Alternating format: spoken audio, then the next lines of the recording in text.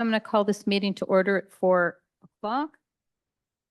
Roll call, I'm here, Jennifer Hammer, MJ Lee is here, Wanda Jenner is here, Kim is here, Marianne is not here. But we do have a quorum. Well, and Craig Taylor is And on Craig Zoom, Taylor is not here, but he, physically yes. present. I didn't know he was part of roll call. Okay, does anyone have anything, an oral communication for an item not on the agenda? No one on the committee, anyone in the public? I'd like to move to approve the minutes from July 17th, 2025. So moved. Can I have a vote? A show of hands? Okay. Who seconded? Wanda. I made the motion and she seconded it. Oh, you knew. Yeah. Are you ready? Okay, so first thing on the agenda is a vote for officers.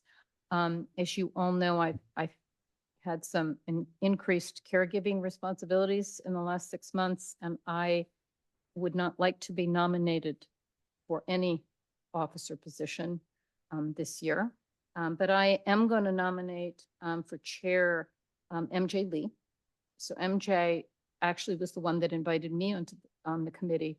And I've always turned to her for her expertise on wildfire mitigation. I think she's got some really creative and energetic ideas for the committee. So I'm nominating her. Is there anyone else that would either like to nominate someone or would like to be considered as chair? No. Before we make a motion to vote on this, is there anyone from the public that would like to comment on this agenda item?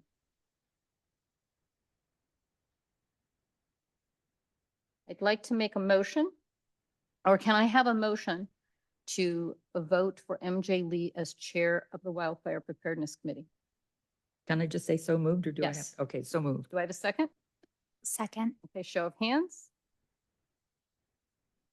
Unanimously passed. Congratulations, MJ. And now I'm going to turn the meeting over to our new chair, MJ Lee. So who's going to keep the minutes?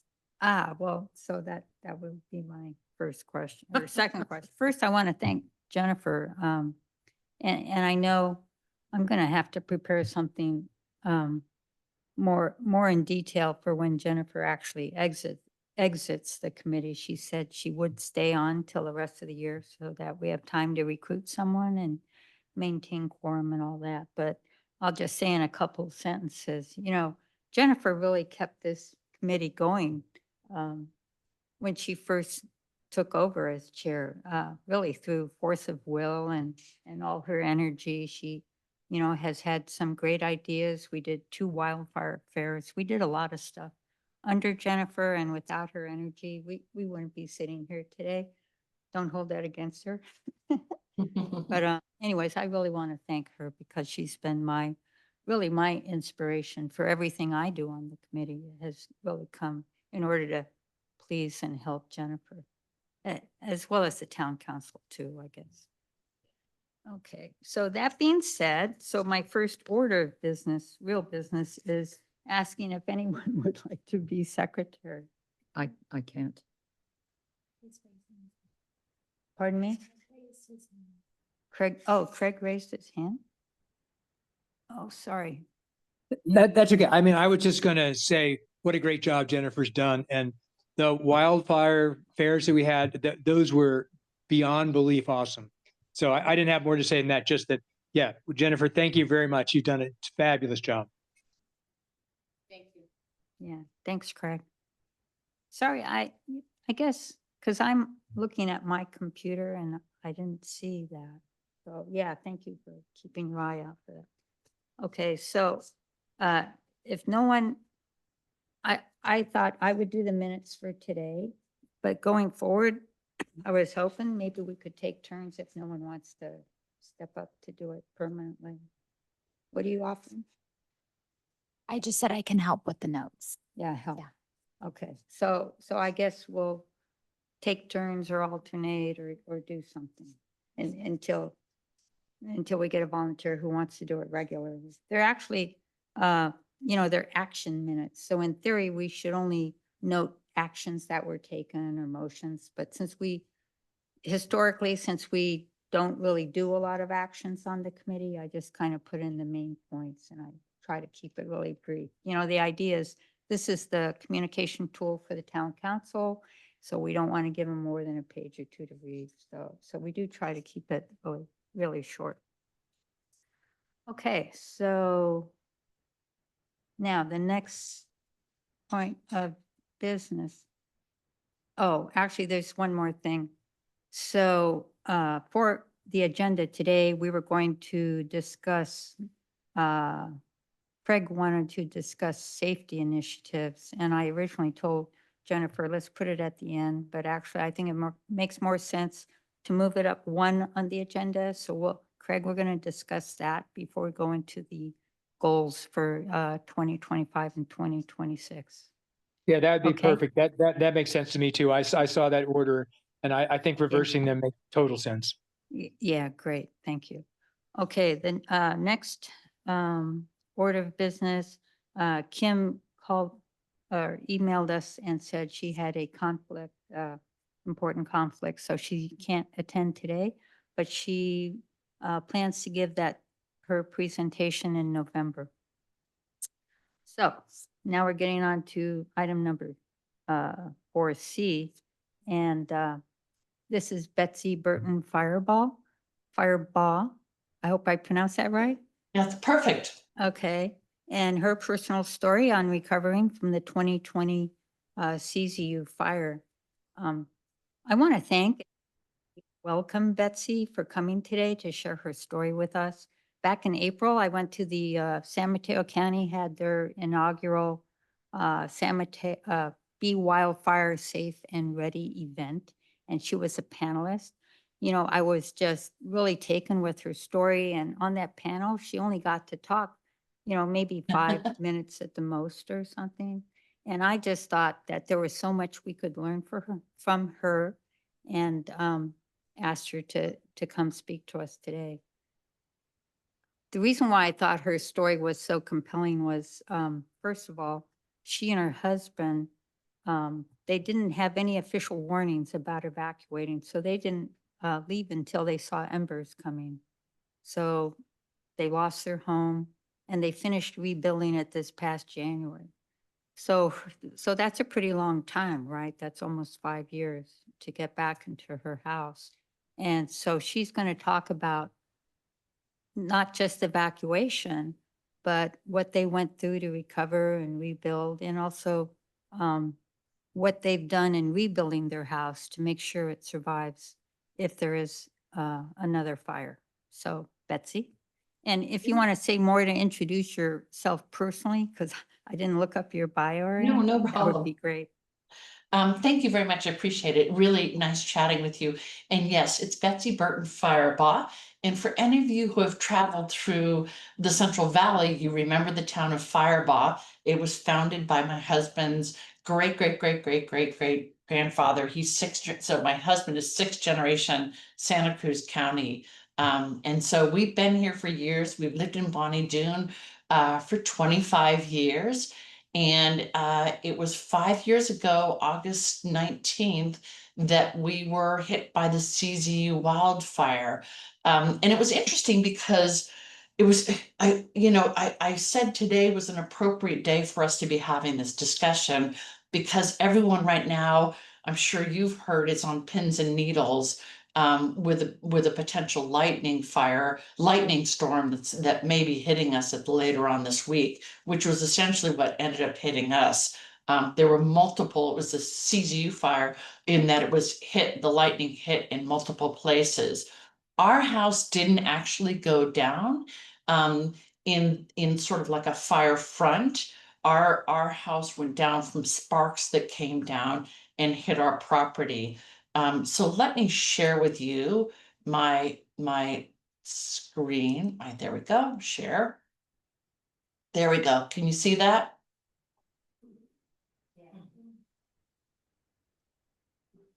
Can you all see that slide? Okay, great. You're muted, MJ, just so you know, but I think I can hear you. That's okay. I'll keep yakking. I'm sorry. I asked if you could get it out of presentation or get it into presentation Yeah, mode so let me the see if I picture can is do that. Oh, larger. there we go. Pew. La la. Okay, there we go. There you go. It's still in, well, that's okay. Yeah, that's as big as I can make it. Okay, So, all right, thank you. so this is what we came home to.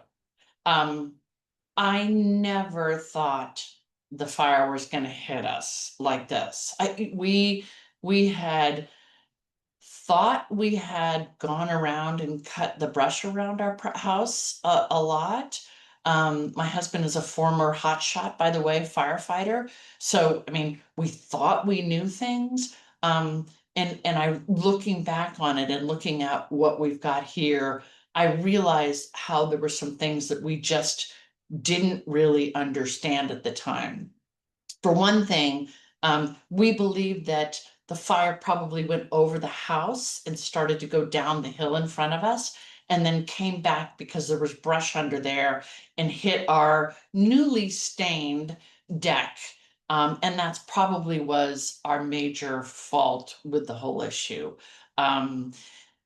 We noticed that the crinkling on top of there, that's our metal roof. And one of the things that was interesting is it took us forever to get hazmat clearance because the county wouldn't send hazmat people in there. And so my husband and I bought a tractor and we ended up pulling that roof off ourselves. Just part of our experience with this. This is more pictures of what was left. So that's the shock and awe picture for you. Let me now start to paint a picture of where we went from there. We ended up, you can see our tractor back in there. We ended up taking this tractor and pulling our roof off. It took us about 6 months to really get the property fully cleaned.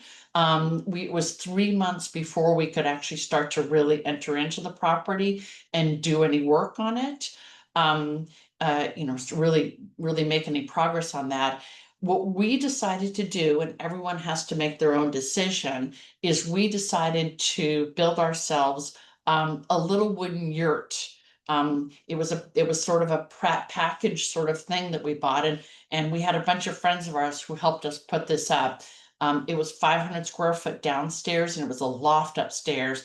And so we built this and we got this up after the fire by about June. So by June, we were actually moving in here and we lived in this yurt for this little guest cottage. It's now a permanent guest cottage for about 3.5 years. And I feel like saying ta-da, ta-da, that's our Say- house now. Say, So, Betsy, uh-huh. the presentation is still on slide 1. Oh, I no. see your yurt is slide 4, maybe. Oh, let me see Make sure you click on the left side. Can you see that? We're still looking at slide 1. Oh, sorry about that one. Let me see how I move that forward.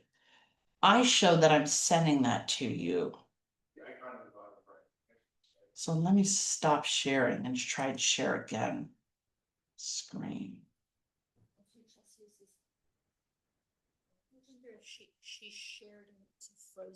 Can you see that now?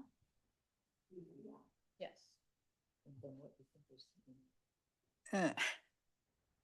We're seeing a picture of you in a chair right now.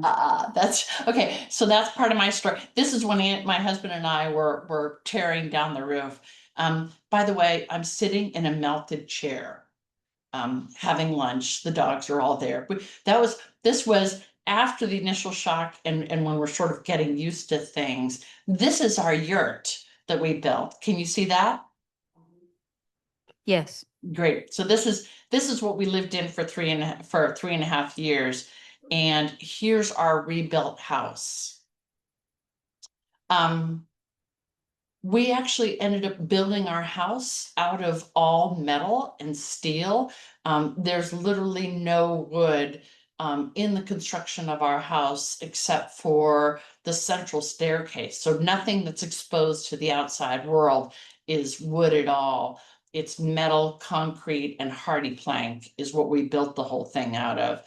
And just to give you a picture, this is the cement floors. We're still in the process of building in this picture, but it gives you a sense of, you know, how open it is and where we were with that. So that I thought you might find these interesting, these pictures of where we've been and the rest of that. So I think there was a couple of things that I thought about that I really wanted to share with you. And the first one I think is really that, in my mind, you know, living where we live, living with climate change, climate movement that we're in the middle of these days, being wildfire prepared, I learned, was not a one-time thing that I thought it was. The mistake that we made is we thought by cutting everything back that that was good enough. And we didn't really understand that this was something that we had to do on an ongoing basis. And I think that's one of the biggest issues that we took away from it. So now, you know, every season at the beginning of the summertime, you know, we're going out and we're doing all sorts of clearing of our property. I just got our house passed for Wildfire Prepared Plus rating, so that we actually have a rating on our house. It's related to Firewise, but it's not the same as Firewise. Are you all familiar with wildfire prepared houses? I am personally. I just got certified last year with Wildfire Prepared Home Base. Yes. Yeah. It's possible that we're one of the few people that's ever gotten the plus rating, so which we're very proud of. Can you explain what that is? Yes, absolutely. So there's two things that are really complementary as I see them. There's your Firewise, which where you're working with your community people and you're trying to make your neighborhood more fire aware and more fire prepared. And you dedicate a number of hours to work in your neighborhood with your neighbors to clear roads and the rest of it. That's fine, but you know, living where we live in Bonnie Doon, it's not just a matter of the neighborhood, because we really don't have neighborhoods. We're more of an open space area.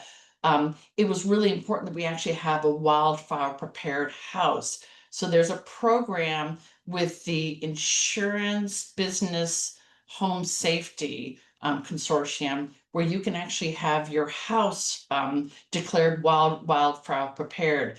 And it means you're using non-combustible material on the outside. All of your vents are covered. There's you have a setback of at least 5 feet from the house where you have a certain amount of clearance there. And then there's another 30 feet of clearance that you have to do beyond that. In fact, they look at your windows, they look at your eaves, they look at all of those things to make sure that we were wildfire prepared. Since we built this house specifically to be prepared for a wildfire, it was pretty straightforward for us. It's a little bit harder for people who have a house where you're trying to mitigate it. But that's really what that is. Does that answer your question, Sarina?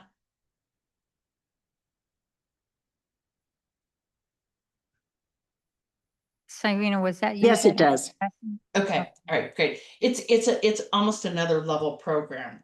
So the other thing- Betsy, yeah, can I ask related to that? So getting that Wildfire Prepared Home Plus certificate, did that enable you to get insurance or get a discount on your insurance or what? this is actually something that I'm working on with them. Some of the insurance companies are accepting that right away. I believe State Farm and AAA. I'm a member of USAA, so I actually am working with USAA to get them to recognize it. They have their own sort of wildfire rating that they do. So they are not right now at this point recognizing, but I am working on them to help them understand, what that means and that preparedness, what's happening there. The reason why I did it was not so much to get a discount as much as to not get canceled, right? So my whole goal was to send this off to them and say, look, we're ready, and the rest of it. Our insurance rates, of course, went up because of the fire, but at least hopefully it's not going to get canceled. Serena, did you have a comment there? So I was curious as to where one finds this listing. We're doing a lot of retrofitting, replacing all of the windows, replacing all of the vents, doing all kinds of sorts of stuff. As to how far you have to go, what the criteria are for the to get the status. So there is a site and it's called Insurance Business. And I'm looking this up as we're looking at this. I'll send MJ the link to it. It's the Insurance Business Home Safety, I believe it is. And if you go onto their website, they give you a whole criteria. And so they have tons of information. And the reason why this is so different from Firewise is you have to pay for this and it's not cheap. But what happens is they actually send out an inspector to inspect your property. So you go through this whole list and you get this report on your property. And so that's why it holds so much more weight than anything else.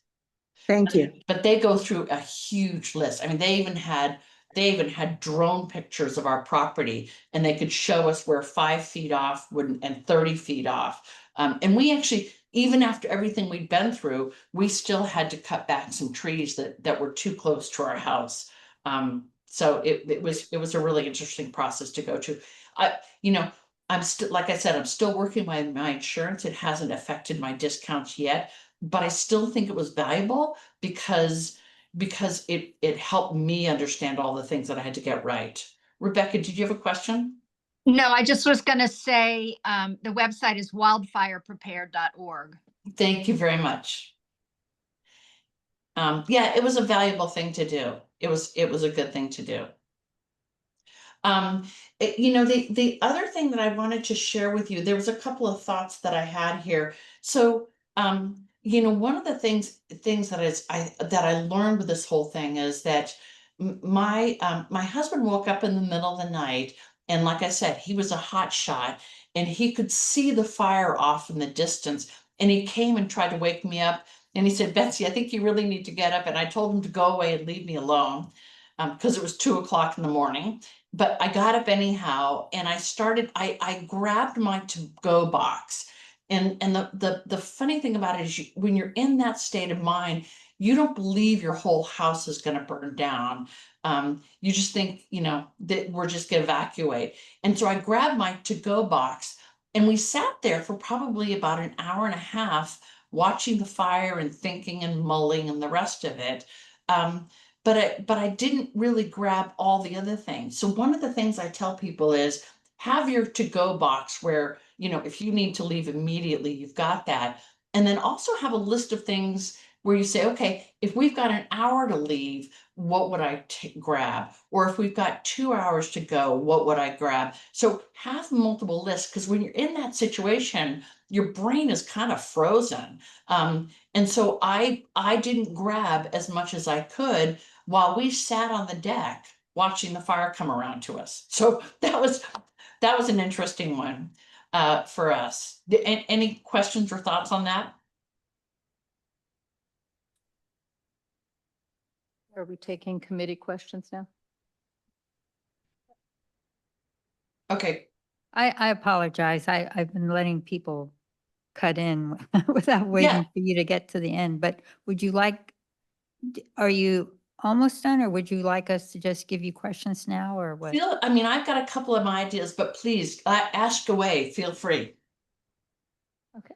So what was your experience getting the insurance company to pay? And Uh, then I'm also curious, you built an entirely new house and out of steel and concrete and ember resistant materials, and I'm hearing you're still having problems getting it insured. So I'm also interested in that process. So we were underinsured by 50% in our last house. And I had called my insurance company and asked them if we were insured in 2019. And they said, yes, you're insured for plenty, and we were underinsured by 50%. I'll never forget that day when we sat down with the contractor in October, right after the fire, like a month after the fire. And he said it was going to be twice as much to rebuild our house as it was. It was just like, oh man, it was a panic.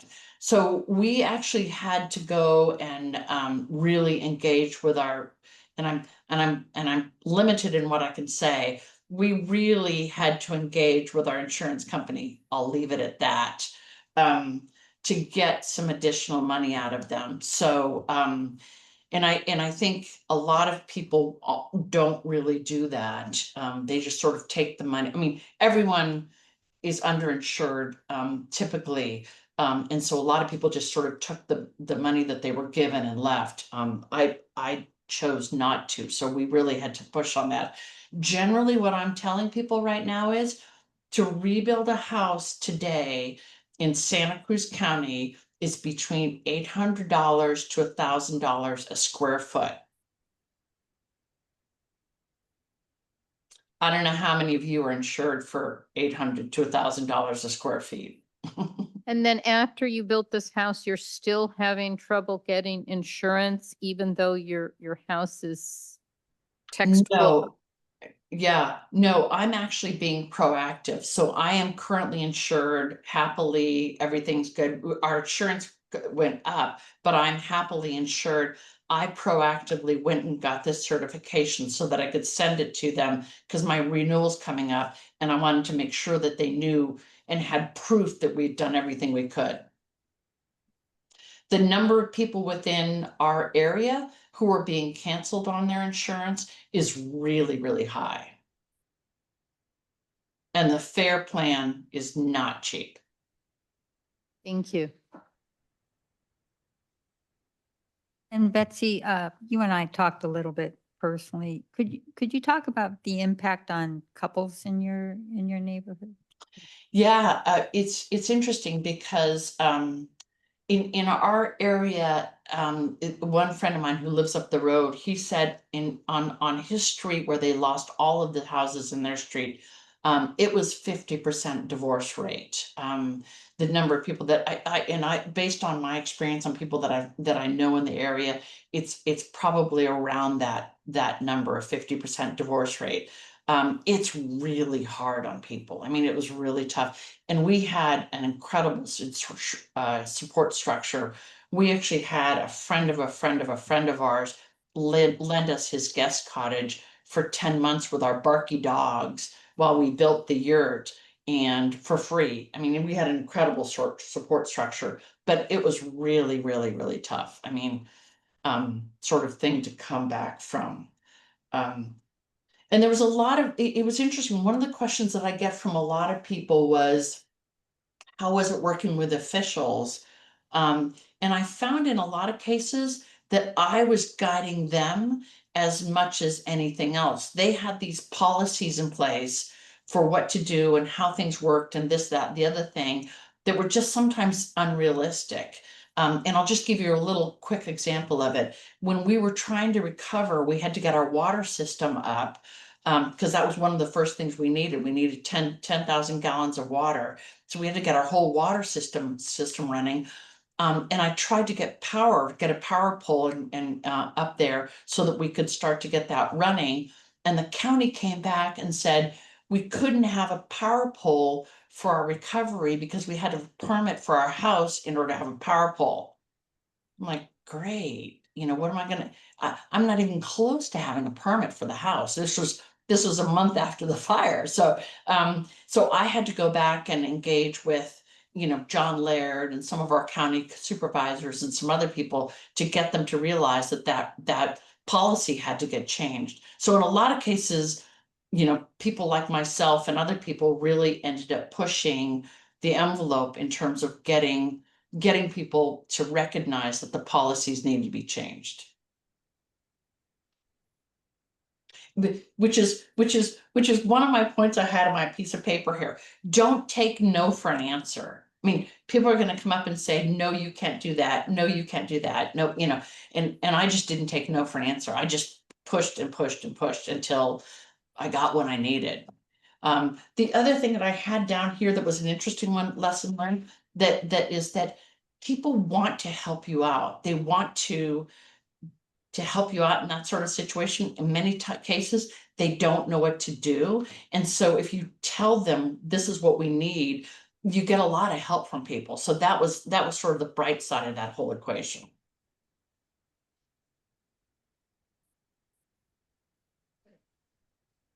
Do we have any other questions from the committee? Do we have any questions from the public?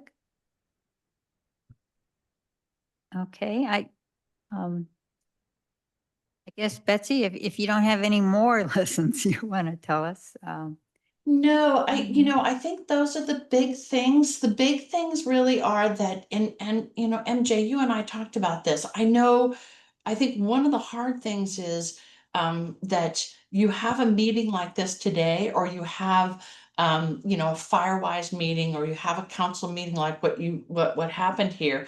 And I don't know how we can inspire people to really think about this as an ongoing thing, that you know, being prepared for a wildfire is like being prepared for an earthquake. It's something that we have to have, and we have to be thinking about all the time, living where we live and living where you live. You know, we live amongst the trees. It's dry. This week we've got lightning coming up. You know, what are we doing on a regular basis to always be wildfire prepared? And what are we doing from a construction point of view to make sure that people are building things that are fire prepared? I think those are some of the challenges that people have. The last thing I wanted to just mention, MJ, and you and I talked about this before. One of the, and this is just sort of prelude for those of you, one of the biggest things I found missing when it came to recovery was the mental health issues. You know, when you go through something like this, it's just trauma. I mean, it's just trauma, it's just panic, it's just trauma. And even though I sort of have a move on sort of attitude, it still really affected me. And so getting mental health support for people, I think, is part of that process. We got a lot of help in terms of you know, support and comforters and towels and all that sort of thing. And the county gave us help in terms of Recovery Permit Center, but there weren't enough mental health facilities. And so that's one of the things that I've been really urging that people really think about when they're thinking about wildfire prepared. Rebecca, did you have something? Yeah, I did want to ask something. Thank you. This is a lot of really useful information. I was just curious. You said your husband woke up at 2, and then he got you up, and then you were both waiting for a couple hours. Did you actually get a formal evacuation alert, or you just saw the fire and your husband knew that this was just, you needed to get out? I mean, how did you make that decision? And That's a really good, I mean, yeah, I really appreciate that question. You remind me of a really important thing. No, we did not get a notification at all. In fact, one of my neighbors got a notification, and the notification they got was to go down into Felton, which would have been into the belly of the beast, where my husband and I woke up and we ran down to the beach because we figured that was going to be the safest place. So no, we never got a formal notification. Andy just woke up in the middle of the night, and you could see the fire was about 5 or 6 miles away. And so he woke me up. And by the time we left, we were getting embers landing on us. And the fire was coming from the north, and our escape route was towards the north. And so we really didn't have any choice But Rebecca, you do remind me of something really, really important, which is one of the best things you can do is communicate with your family or partner or the other one. What it take, what, when you have to leave, like beforehand, say, okay, when are we going to make a decision to leave, and what are the criteria that we need to think about? Because we actually sat there and hummed and hawed and didn't disagree with it, but we're like, hemmed and hawed about when we should leave and what was the criteria for leaving, rather than, it would have been a lot more helpful if we'd had that up front. MJ, I've got to tell the story. The funniest story of all is my sister-in-law's sister lost her house up in Boulder Creek, and she went around and she did all the dishes, she did all the laundry, and she changed all the beds in her house before they left, because she thought I was going to go away and be away for a little while. And so I wanted to come back to clean dishes and clean house and clean beds. Well, it all burned down. And she was like, great, well, nice clean house all burned down. So, you do crazy stuff. Craig? Yeah, Betsy, this has been a great presentation. Thank you. I wonder if you have thoughts on how you get people to work on this stuff incrementally, because you sort of said it's a constant process. Because I mean, obviously, what you did with your house is fabulous, but you built a house from scratch. Right. And so, how do we get people so they don't just give up? Because, like in my neighborhood, there was somebody, a fire inspector would come by and say, "Well, you have a wooden deck and you have wooden siding and you have a shake roof, like you're screwed." And so Yeah. they give up, like they don't bother to do anything. And clearly that's not the message we want to send. Yeah. There are things that you can do, even if it's not 100%. And even if it's not, a wildfire prepared plus house, if it's 80% instead of 100%, that's still way better than 10%. So I'm interested in your thoughts on that. Yeah, so this is just based on my personal experience from what I've seen, and I don't, I'm not a specialist. By the way, I write for a living, so this is not my specialty in life at all. But it seems to me, when I looked at people in our areas, there was a couple of things that people did right. The first one is people who cleared their property. We're sort of, my husband and I are sort of an unusual place because we've got a lot of manzanitas, manzanita, low shrub manzanita, and it's really hard to cut back. But the people that I know who lived in the tree areas where they actually cleared around their house did fairly well. A lot of them survived, where I think the fire came up to their property, it didn't hit the tops of their trees. So that was a really valuable thing. The other funny thing is that some of my neighbors did some things like turned on a sprinkler. So they had a strategy for turning on water and spraying around their property when the fire was coming in. One of my neighbors turned on her sprinkler, and literally the fire came up to the sprinkler's edge, just a regular little sprinkler. So I think there are some things that people can do. I think if you live in a house that was built in the whatever, 70s and 80s and it's not fire aware, personally, that's where I would have focused more of my time and energy on clearing away from the house as much as possible than focusing on the house so much. Does that make sense to you? Sure. Yeah, no, that's interesting. I mean, I think there are some other tricks you can do about, putting some metal, at corners, intersections between the deck and the house and, stuff like that. It's interesting to hear you talk about the sprinklers. I'd be interested to see what our fire marshal says, because one thing I worry about sprinklers is if everybody just like turns on all their sprinklers and leaves their house, they're basically draining the water reserves for the fire department to basically work on individual structures, but still to sort of do their work. So there's some balance in there, unless people have a dedicated water source. That's right. We're all dedicated water source, but I got to tell you, one of the weird things that happened with us in the mountains is a lot of people had water, and when they came in, the Cal Fire didn't actually use their water because apparently, and this is my understanding, is Cal Fire has to replace water that they use, and if the water system gets damaged while they're using it, the CAL FIRE has to pay for that. So in some cases, CAL FIRE didn't actually access water that was available to them. So it was a really weird situation. It was very strange, but you're right. You know, for you guys, if you're on city water, it's going to be really different. We're all on wells around here. And I will tell you, one of the most interesting ones, Craig, is a friend of mine it has a very old house, you know, beautiful little wooden house, crafty Bonnie Doon sort of things. And she put misters all around her house. And it's amazing. You run the misters for 15 minutes without any water, it doesn't take a lot of water, and it really soaks everything around her house. So I thought that was just a great one. Great, thank you. Betsy, you're saying that 15 minutes of misters actually saved that house? Yeah, they were at the 15 minutes actually kept things away. I mean, so she ran the mister for 15 minutes and it soaked everything around their property. Now she and her husband were actually prepared because she's involved in that whole thing. They were actually additionally prepared with fire hoses and a setup that they set up in their pool, but they never ended up having to use that. Everything stopped before it got to there. Okay. And then There's I a- think we have one last Yeah. question from Rebecca. Yeah, I just wanted to follow up on a couple of things that Betsy had said. One was that I heard a tip that people say that when you're running out the door, grab your dirty laundry basket because those are your favorite clothes. Those are the clothes you wear all the time. Just grab it when you go.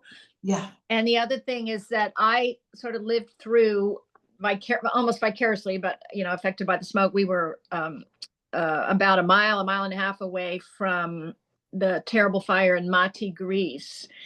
And the emergency people there had directed everybody down to the coast, down to the beach, thinking that that would keep them away from the fire. And unfortunately, what happened is that the winds blew towards the coast, which is not the normal way that the winds blow. And people died from the smoke inhalation, Wow. not from the fire. So, Wow. you know, people really need to pay attention to, you know, the direction they're running and make sure they have adequate mask and coverage, because the smoke inhalation can kill you just as much as being burned. So just to be aware of that. Yeah, that's a really sensitive one, and I appreciate that. We had actually previously, my husband and I had actually previously talked about, like, in the case of an emergency, where would we go if we can't get out our road? Where would we go if we have to run down the hill and end up in the vineyard next to us? Where would we go if, you know, in different scenarios? And I think that's part of being prepared and talking about that. And yes, grab your laundry basket. That's the smartest thing you can do. I grabbed a pair of my work boots at the very last minute and I thought, I might need these. And I grabbed them and threw them in my bag. It was like, well, that was really smart. Lost the wedding pearls, but got the work boots. We're sort of going a little bit. Oh, okay, I just have two Question? quick questions. Yeah. Okay, we have two more from the committee and then Cyrena. Okay. Question about the notification. Why did you guys not receive one? Is it because you weren't signed up for an emergency alert? Or is it because where you live, you just don't have cellular service? We I don't just have wanted- cellular service is the biggest one, and we lost power pretty early on for it. And that was probably the biggest issue for us. Also, we actually got our notification about 24 hours later. Okay. And with that, are you aware if the sheriff's department and or local law enforcement were using high-low sirens and their loudspeakers to evacuate people? I mean, I know that your husband knew he had the wherewithal, right, to say, let's get out of here, but most people don't have a retired hotshot living with them. So just wondering, you know, if local law enforcement was using those devices or systems because of the cellular issue. We did not have that in our area, and I think it's because the most of the firefighters and most of the sheriffs and everybody else was up in the front line of the fire. Since we were a spot fire, they were nowhere. I mean, there was nobody around when our little. There were about 6 houses that burned out in our spot fire. So no, there was nobody around. So those residents in that area, the six ones that you just mentioned, how did those people know at 2 o'clock in the morning to leave? One of them was out of town. I don't know how the other ones, and one of them didn't leave his house. And it ended up running into some trouble because of that, but had to get rescued by the police and the rest of it. So yeah, some of them didn't know and didn't handle it. And some of them just left. One of my next door neighbors was out of the country at the time. Okay, thank you. Thank you, Betsy, Yeah. for telling your story. This has been very eye-opening. And one Yeah. last just quick question. So when I hear about getting your home, the defensible space like up to par, all I hear is dollars, right? And the majority of people in our area, your area, I mean, lots of folks are house rich, cash poor, right? Like the small percentage are really wealthy. And so how do we better incentivize our WUI committee or communities to kind of to do this, right? As a whole. I mean, I think many folks, including myself, we own properties where, you know, it's just a never ending money pit getting Yeah. your house up to par. Yeah. So of the work of the cost that we've had to put into this, I have to say, doing the work around the cutting was actually some of the most manageable. In most cases, I would hire I've got a couple of number of day laborers that I work with that I've gotten to know over a period of time, and I get them to come in here and work with me on it. I'll work with them and we create bird piles and chip piles and the rest of it. Probably the best thing that I'm in a lucky situation because I'm actually on 28 acres. And so I can do burn piles during the wintertime and manage that to keep those down.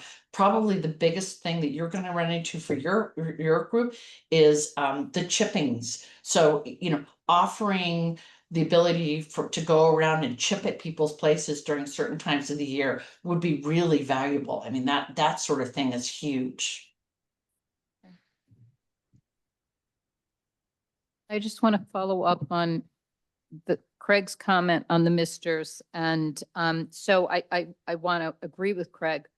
If you are on the town's water system, you don't want to leave your sprinklers running. However, if you have property, there's the really expensive, misting is very effective, especially if you have a home that has wood shingles or, you can clear only so much. And misting has been proven as very effective.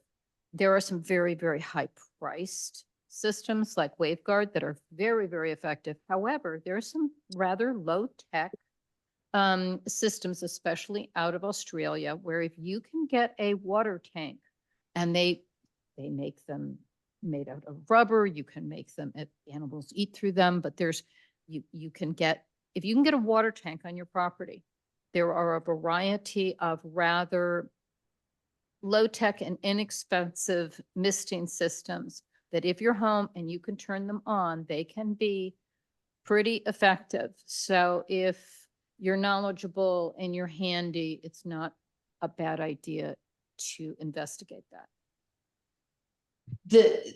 Just to follow up on you, the friend of mine who has this misting system, it's literally a bunch of PVC pipes and little nipples, and they did it themselves, and they're fairly handy, but not construction worker, quality at it by any means. And they managed to put this thing together, and they'll soak their bush. I mean, I was blown away by how soaked it got and doesn't use a lot of water. The rain birds that I know some people are really excited about just use a lot of water. I completely agree.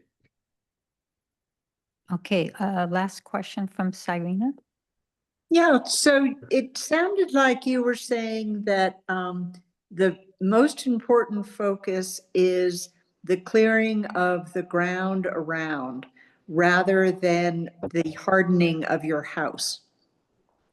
And I had kind of been told the other way around that, yes, you need to work on your zone zero and those various things, but that the the first thing to do was to harden the house. So I was interested in your comment. So I think it's a combination of them, you know, I think if you've got a lot, if you've got assuming you've got a wooden house, you know, it's traditional, you know, sort of building, it's not like what we did. To me, it seems like you're gonna wanna take care of the brush around the house as much as possible, and then work on some of the home hardening types of issues. So that at least you're keeping down the fire that's getting at least close to the house, that you're protecting against that to a certain degree. And then, you know, almost at the same time, but as a related priority, do some home hardening. I do know of a very good friend of mine who has a very traditional, you know, sort of wood house in Bonnie Doon, and they've done a lot of clearing. And then they did things like they built a fence out of metal and did put a lot of cement sidings and gravel around their place and that sort of thing. So it's a little bit of both, but if you've got closed trees and you harden your home, it's going to be really hard to really cover that all completely. Big one- I will point out that yes, you need to clear around your house, but remember that the embers are going, it's going to be an ember storm. Yes, yes. Because it's not, the embers are not going to come necessarily from the bush next to your house. And it's going to be raining fire on your house. So if you have vents that are going to let those embers in, your house is going to burn. So I think it's a question also of a degree of home hardening. If Yeah. you have a wooden roof, if you have vents that are not protected, that's really important. Maybe your deck, if there's wide gaps and you keep it clean, is less important. But there are certain things that you really need to do, like those vents. And that was one of the issues that the folks at the Home Protected really focused in on. Are the vents for your underneath house covered? Are the vents into your attic covered, and do you have those protected? That was a really big thing that they really emphasized. Thank you. Okay, Betsy, I really want to thank you for all, you know, you've shared so much stuff with us, and it's all incredibly valuable. You know, one of the reasons why I asked you back is because they say that after a disaster is when people's interest in mitigation goes up. And so one way to get that same effect is to have people like you come back and really revisit what you went through so that we learn from all the stuff that you had to survive. Right. So I really thank you for sharing that. Yeah, I really appreciate that, MJ. And let me just leave you with just two thoughts for you all to think about, which is I never thought my house was going to burn down. I never thought it was going to happen. I thought, oh, somebody else, we're doing enough, blah, blah, blah, whatever it was. We put on a metal roof. You know, it's not going to happen to us. And you know what? It can happen. And the other interesting thing that I found is once my house burned down, I started calling friends of mine, and I suddenly got everyone straightening up, going, whoa, you know, if my house could burn down, anyone's house can be burned down. So we you know, we have to keep reinforcing this for each other. It can happen to any of us. And you know, we all need to be prepared. And if it does happen to you, if it does happen that your house burns down, there's a community out there to support you. And you know, go out and seek for that help as well. Okay, well, thank you so much. And we do have a couple other things we need to work on today, Good. but thank you again for coming. And if the rest of you, you know, agree. let's Thank give her you a very hand. much. That was so great. Great. All Thank you right. very much, you guys. Appreciate it. Thanks, Betsy. All right. Okay. Bye-bye. Bye. So Craig, I guess you're on now on your discussion of safety initiatives. Yeah, great. Thank you very much. So let me start by sort of setting the context. So Rebecca and I have been tasked by the full council as a subcommittee to basically work on the safety element, which is one piece, and sort of resilience and sort of safety, which is the other. And so for the meeting that was on August 27th, we submitted a list of things for discussion. And, the way the council works is we have a subcommittee, they come back with stuff, you bring it to full committee, they discuss it, and then they sort of redirect the subcommittee to do sort of additional work. So the thing that we submitted isn't the voice of the council, it's the voice of the subcommittee to the council saying, hey, here are things that we think are important, and then getting council feedback. So we did that, and if you want to see that full list, it's available as part of that council packet, and I can also send it to the chair if you want to distribute it. But basically, what we created was a sort of I'll call it a framework for safety, with sort of what we considered things that were kind of high priority, medium, and lower priority, and particularly things that we could look at getting done maybe this year or early next year. But the idea of the framework is to help all the committees sort of have a common thing that they're looking at and thinking, yeah, like we're all working together to make the community safer. So this isn't meant to be like top down, the council's telling the various committees what to do. It was more, we came up with a list of things we thought were good. And now we're coming back to all the committees to say, okay, what other things should we add?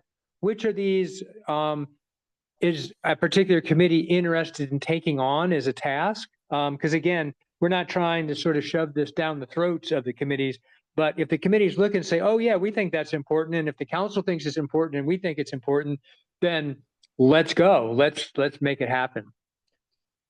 So that's the sort of conversation. I mean, that's sort of the larger structure for the conversation. And what I'd like to do is just talk briefly about the items that I had sort of flagged for WPC. And again, these aren't things that you have to do, but as you get to your next item on the agenda, which is your goals for 2025 and 2026, these are things I think would be valuable for you to consider. So if you're okay, I'll just go through, I basically have sort of 4 bullet points here. So does that work, MJ? Yeah, do you want, I have your draft submitted on August 22nd. Do you want me to try to share that? I think I can talk through what's here because it's pretty simple, but I would say if you could share it with your committee so they have a chance to sort of see the whole Yeah. thing, that would be Okay. great. I don't think putting it up on the screen, I mean, you're welcome to do it. I'm happy to have it, and we can just sort of, search and scroll down to where WPC is, because that's basically what I'm going to talk to is use that as the outline. Okay, yeah, just go ahead and talk then. Okay. So the first one was basically sort of family preparedness. This is, what can we do as a group in Portola Valley to engage our citizens to make sure that the families are prepared, like they're prepared to evacuate, and just generally they're prepared in case of an emergency, and particularly in case of a wildfire. And WPV Ready, which is, as you know, is one of the branches of EPIC. John Middleman is currently the chair of WPV Ready, and he's very interested in engaging with WPC to, start these discussions. And what I'm hoping we could get out of this is if WPC can put it on their agenda to say, hey, let's have WPV Ready come and tell us what they've done or help move them along. And maybe it's once a quarter, or maybe it's even, twice a year, but just something so that all of us as volunteers are sort of reminded, oh yeah, we've got a deadline. Let's work on that and then make some progress. So that's kind of the goal and that's sort of the goal on most of the things I'm going to talk about.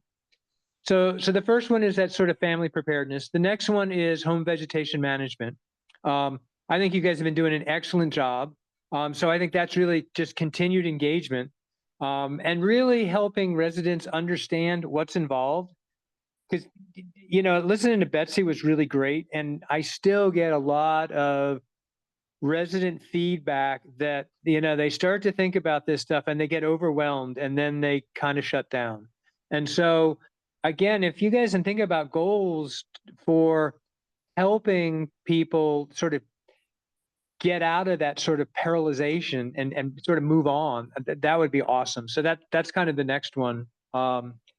Related to that, and I probably need to check with our attorney to make sure this is legit, but I think maintaining a vendor list, so that when somebody's like, I want to work on this, they're not like, okay, well, I have no idea where to get started. If we had a vendor list that says, here are some people you can call. And, one thing we need to be careful of as a public agency is we can't be saying, oh, you should pick, vendor X. But if we said we have a vendor list and we're willing to put people on the list that asked to be on it, we might be able to do that. So I'm willing to sort of follow up with our attorney to find out sort of what the bounds are on that. But I think, again, in trying to get people so they can move, I think having that list available would make it much easier for people to sort of take that first step. The next one is home hardening, and this ties directly into what Betsy was saying. So, Kim, the fire marshal, is, basically the home hardening ordinance is probably 2 years out, right? I mean, they're still trying to get the home vegetation ordinance implemented and get all the inspections. So the question is, what could we as a group do that to get the message out for things that are easy to achieve? To help people say, oh, okay, well, I can't get 100%. I'm not going to get wildfire prepared house plus certification, but here are half a dozen things that we could do that will make a material difference. So something along the home hardening, but particularly in that category of something that sort of baby steps, if you will, work people up the ladder rather than just overwhelm them with all this stuff and they go, okay, well, I'm not going to do any of it. And then the last one is Firewise. We have a bunch of Firewise communities in Portola Valley already, which is great. And so the first question is, what do we do to help make sure that they're successful? And is it just sort of a reminder, or is it, here's some information that you can distribute that's useful so that they don't have to start from scratch? And again, I think you guys as a committee are well positioned to sort of help with that. And then the last piece of Firewise is we only have a few areas left in town that don't have a Firewise community. And if you guys as a committee would be willing to take on trying to promote getting those last few areas covered by a Firewise community, I think that would be an awesome goal. So that was sort of the general outline. MJ, like I said, if you send out the safety initiatives, people can look at the sort of the larger list. But those are the ones that felt to me like they were particularly something that WPC could have a big impact on. That's it. Thank you. Any comments from the committee? Would you like some history on a couple of these items that might help us? Because we've already done some of these things and we're waiting. So on the vendor list, when MJ and I did the Wildfire Fair, we checked with the attorney at that point, Cora, and she said we could have a vendor list as long as we used certain wording, and that's on our Wildfire Fair documentation that essentially says we're not personally, the town is not recommending these vendors, but these are vendors. When we created that list, a lot of interesting issues came up, such as, people would say, oh, I want this person on the list. And we wanted vendors on the list that would be conservation wise and things like that. So there's complications making the list. This MJ and I talked about this about 6 months ago, and the fire marshal asked for a vendor list. And what I sent her was, I said, this is the old Wildfire Fair vendor list. And I contacted the then town manager and asked permission to continue our vendor list and to kind of add to it and create a new one. And he said he would check back, and I never heard. So theoretically, we have already been given the okay from the attorney as long as we're not personally recommending it, but there is complications with that. Then the So that his, sounds great. So Yeah. let's get it up someplace where if people Yep. ask like, okay, who can I talk to? We can point them at this list. well, I know, but the town manager would, or the town council would have to approve that list and the parameters that we're using to create that list. Right. So if you guys as a committee make it your goal and you come up with it and you bring Right. it back to the council saying, here's what we did. Can we put it on the website? Then yes, I agree. It's the council's decision whether we do that, but I think everybody's very aware of this set of issues and I think would be pretty supportive. So then and then lastly, the issue of the vegetation and home hardening recommendations, pinpoint what's important. MJ and I worked really hard on that with the wildfire fair. And the problem is you have to be very careful when you say, okay, what's most important is to do the vents or this or that. It's a very complicated issue when you say, here's our top 3 things we'd like you to do. So it would be an interesting conversation to have again, but we have had it many times. We had that same conversation with insurance, and it's a really sticky wicket. Yeah, Yeah, and I I think mean- the proposal here, I'm sorry, who did I interrupt? Oh, me. I just wanted to say that, the fire scientists, they won't give you a priority list. They'll just say you have to do everything. And so I tend to tell people, yeah, you have to do everything. But, I myself did my home over 4 years, so you just have to do what you can a little bit at a time. Apparently that's not much of a sell. So we do need to figure out another way to do it. But I don't know if prioritization, other than saying your zone 0 and vents, I'm not sure to prioritize anything beyond that because it comes down to personal values and time and all this other stuff. Right, and I don't think on the safety initiative there wasn't anything that said prioritize. It was, what are Yeah. things that are easy to achieve, which is Yeah. different. What is something that you could say, hey, if you think you want to do something, here are 4 things that are easy to do. Pick one. We're not going to tell you which one to pick, but we're going to say that they're, easy and they're relatively inexpensive. Because I think that's, the big thing for people, if you say, oh, it's going to be 20 grand, they're like, okay, well, I got to think about it for a while. But some of the Right. things that, potentially people can do that can make a difference are relatively inexpensive. And there are some websites that talk about things that you can do to your house that are relatively low cost. So I think I would sort of approach it more as what's easy to achieve and not prioritize it, but just say, here's some things you could do that will make a difference. And I think we suck people into the process. Once they start doing, then I think it's easier to go. And now, you really need to think about your events or whatever. You know what I mean? Yeah.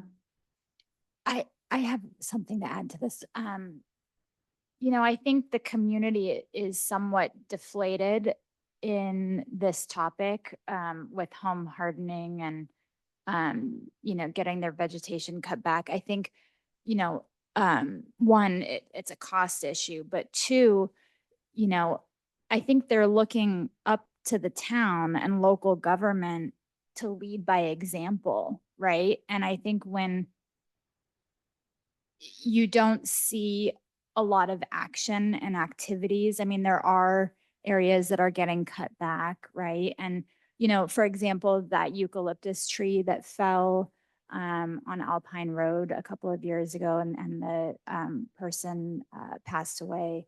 I think that folks are deflated with this issue and they're looking for, leaders in local government to kind of take an action and initiative. Like if, we really are under the threat of a wildland fire, then, they should be out there cutting the trees and canopies back all the time so that folks then are like, you know what, I'm going to do it at my house. I'm going to get on this bandwagon and join the effort.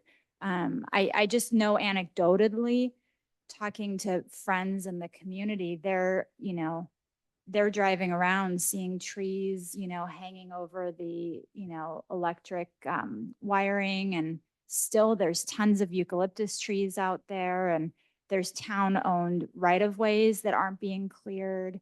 So I'm not putting this back onto the town too much per se, but I think it helps if there's leadership that's really pushing this as a priority.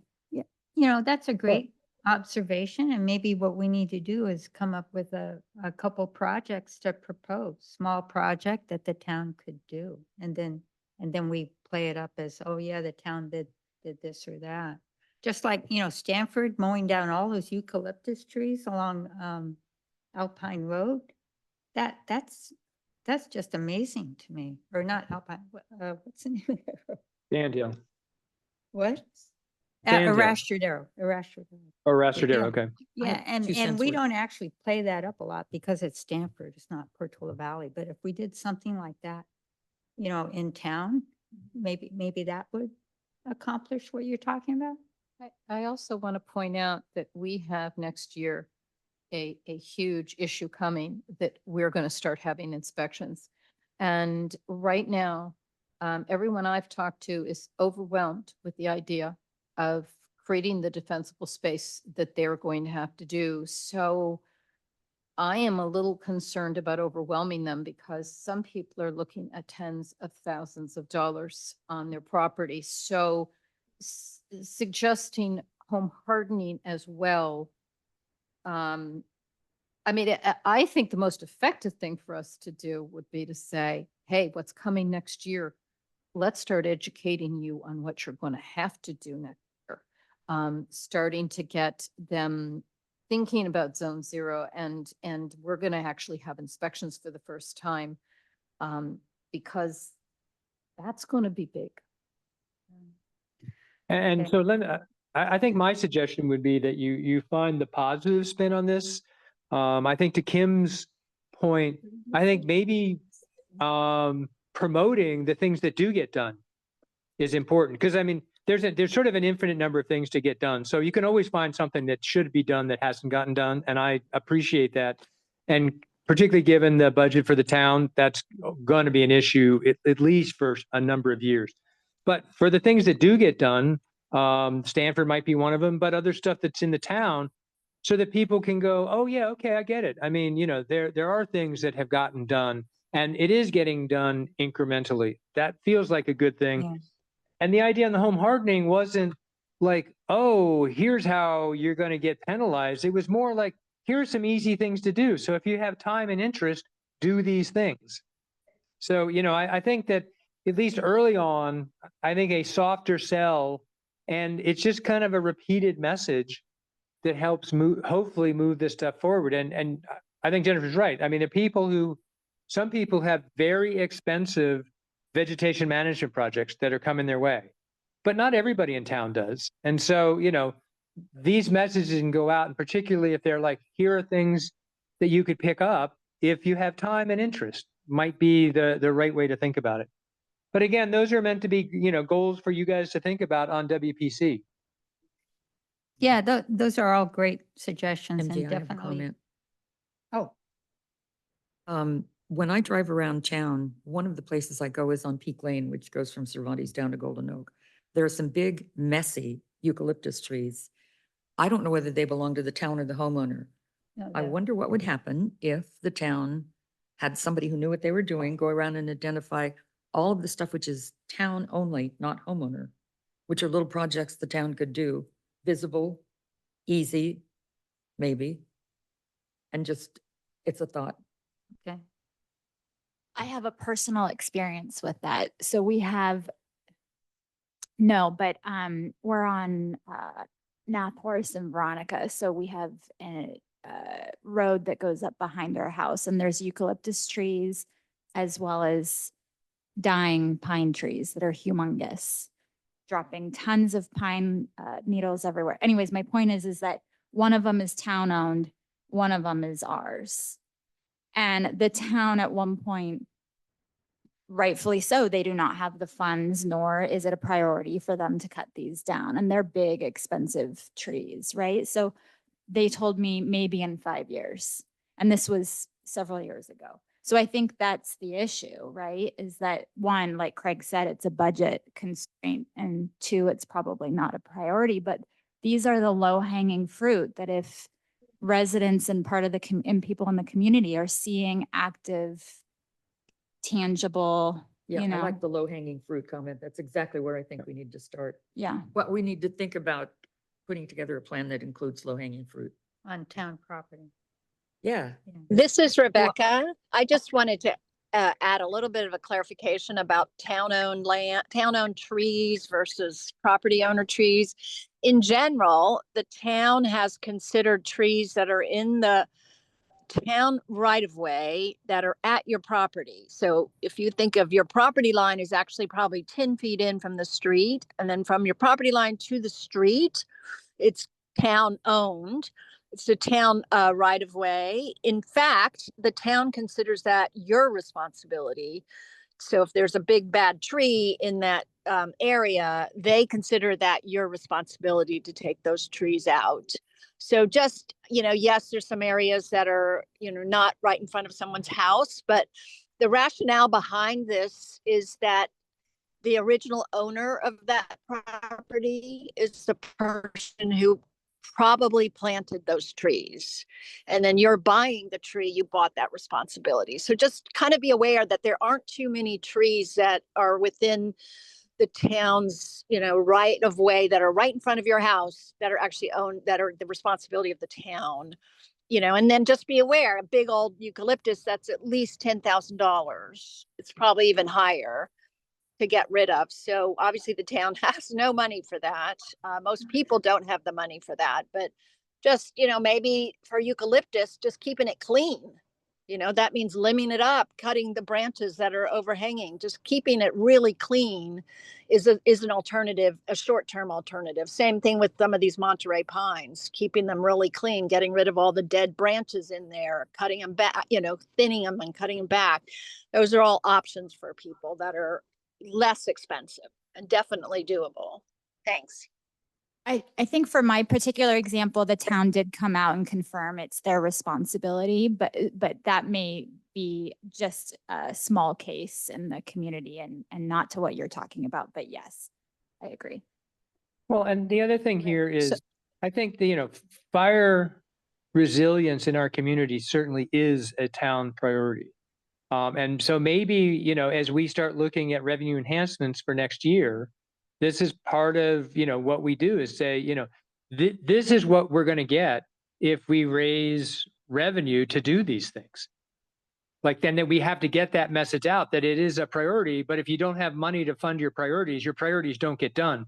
It doesn't mean they're not a priority. It just means that you don't have funding to do those priorities. So I think we need to, in terms of messaging, if you will, I think it's important that we not say that, oh, well, these just aren't a priority.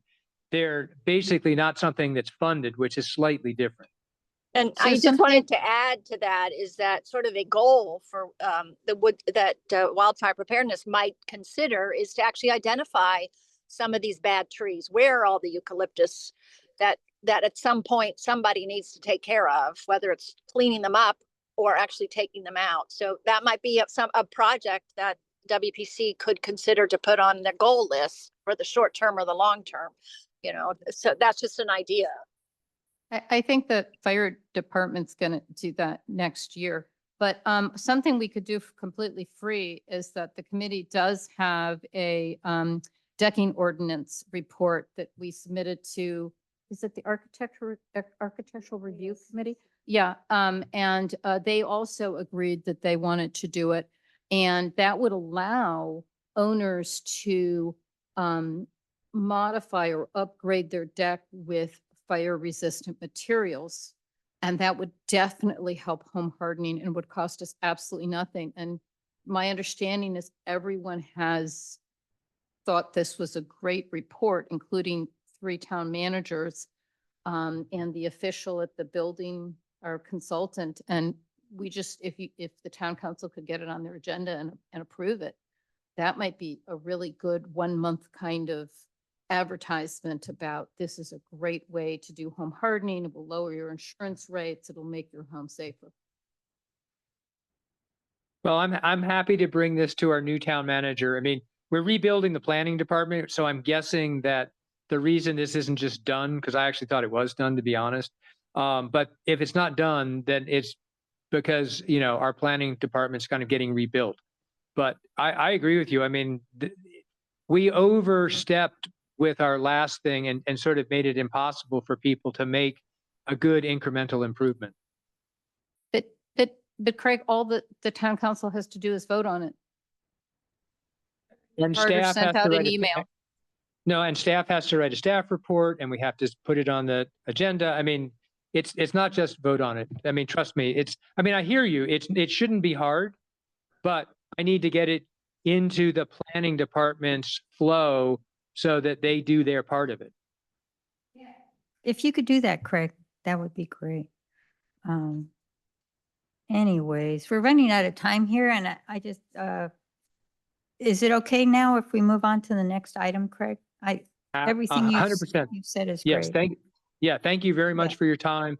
And know that this is an ongoing process. I mean, you know, the stuff we took to the council was definitely like, okay, well, that's good. And go talk to the committees and let's see where they come out on some of this stuff. So we're going to go back to the full council once we start getting some of the goals from the individual committees. So yeah, if you can move on to the next one, that would be great. Thank you very much for your time. Okay, so, oh, I need to share this.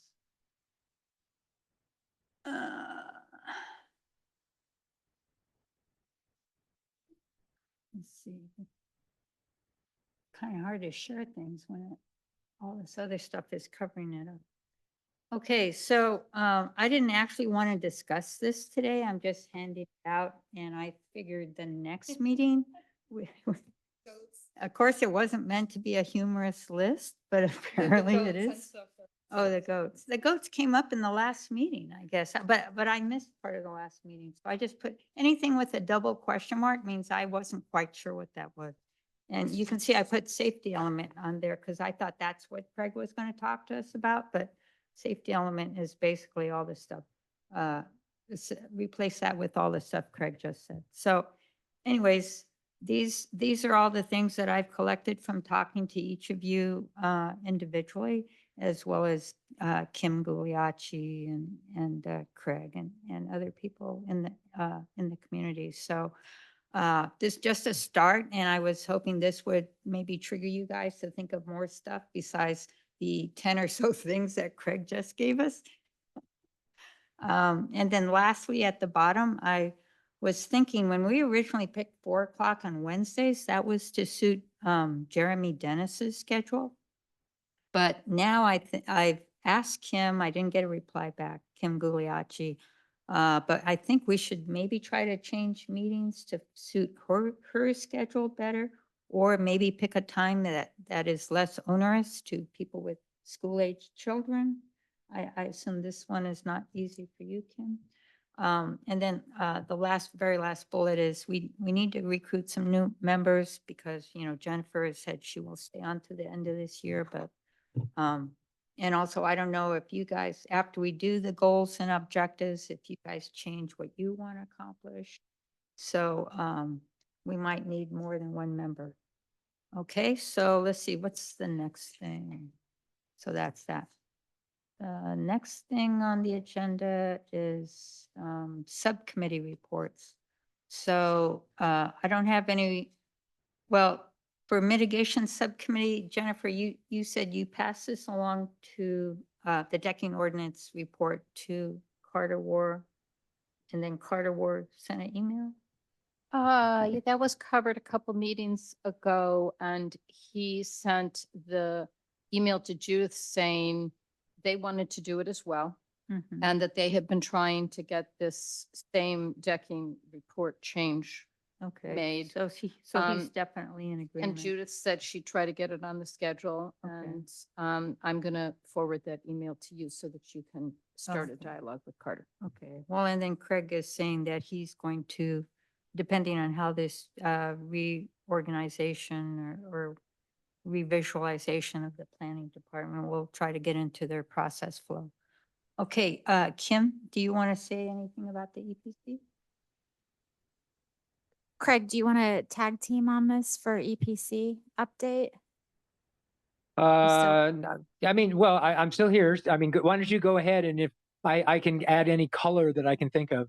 Okay, so as part of the EPC committee, we have established a subcommittee that is working on the emergency operations plan update. As many of you know, the most recent plan was developed in 2017.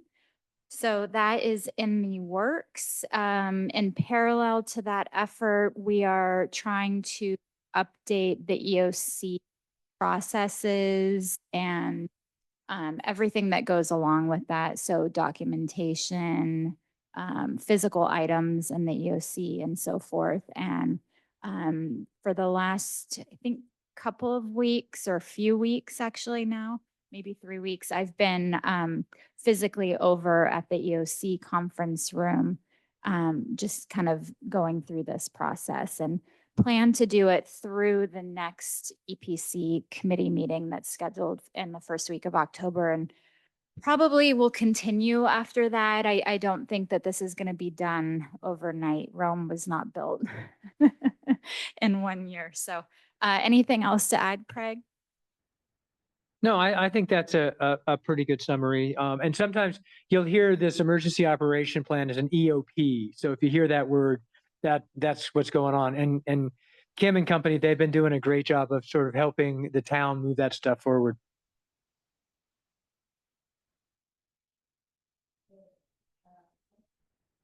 Thank you, guys. So, Jennifer? Okay, so for the Finance and Insurance Subcommittee, so Wanda and I will put our heads together. We're going to close out the questionnaire this week. And we will try to create the most robust report we can, given, the low turnout, because we couldn't send out the postcards. And I think my priority would be to emphasize that post housing element question, because that's really all that's going to come out of this report, is answering that question. Because at least it is a questionnaire and the town council can check off one of their boxes. I don't know, given the response rate, whether the report's going to be all that meaningful, except to confirm maybe that Portola Valley seems pretty happy with their insurance, except for a few people. Wanda, do you have anything to add to that? Yeah. Whatever the report's going to be. Yeah. Okay, thank you. Let's see, Conservation Committee, Mary Ann's not here, so the agenda for the next meeting, I'll work on that. If you guys have anything that you want on it, just email me individually in accordance with the Brown Act. And then quorum check for next meeting. So I thought that we would go back to monthly meetings. So is everyone here for Wednesday, October 15th? Let me go. I am not here, Oh, you're not here? but I'm here in November.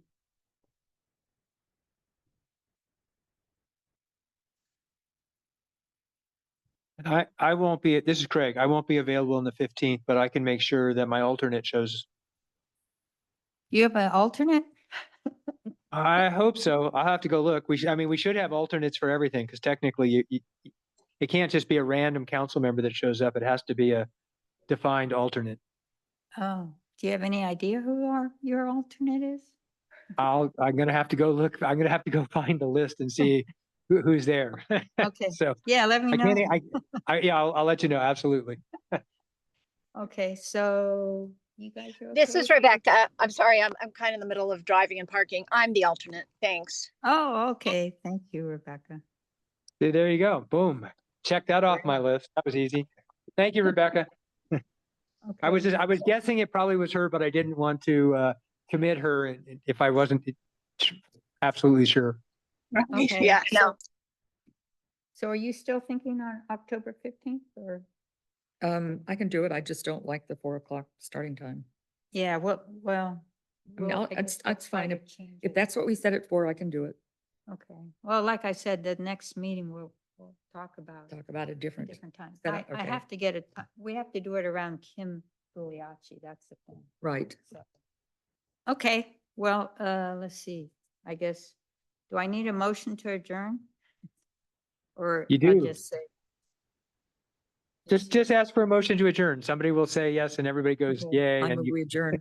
okay, Wanda votes, makes a motion to adjourn. I second it. We all agree. 5:30. Thank you very much, everyone. thank you guys. That's a great meeting. Thank you.